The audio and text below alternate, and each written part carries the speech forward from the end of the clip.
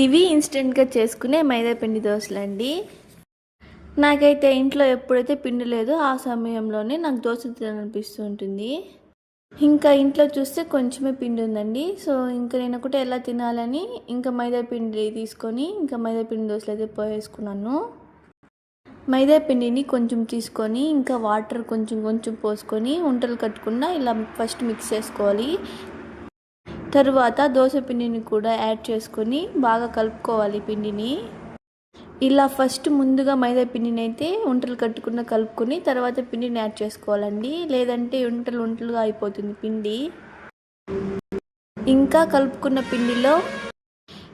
కలుపుకున్న పిండిలో సోడా కొంచెం, సాల్ట్ కొంచెం తగినంత వేసుకొని బాగా కలుపుకోవాలి.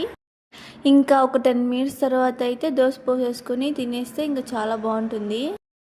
ఇంకా నాకైతే ఆనియన్ దోశ తినాలనిపించింది. సో ఆనియన్ కట్ చేసుకొని ఇలా ఆనియన్ దోశ అయితే పోసేసుకున్నాను. అయితే ఈ దోశలు తిన్నప్పుడు అండి వేడివేడిగా తింటేనే చాలా బాగుంటాయి. ఇలా మీకు ఎప్పుడైనా ఇంట్లో పిండి లేనప్పుడు ఇలా దోశలు చేసుకోవాలనిపిస్తే ఇలా మైదా పిండిని కొంచెం పిండిని యాడ్ చేసుకొని ఇలా ప్రిపేర్ చేసుకోండి. నేనైతే దోశకి చట్నీ అయితే చేసుకున్నాను. చాలా బాగుంది. తినేసాము ఇంకా వేడివేడిగా. ఇంకెందుకు ఆలస్యం, మీరు మీ ఇంట్లో ఒకసారి ట్రై చేయండి. ఎలా ఉందో కామెంట్ చేయండి.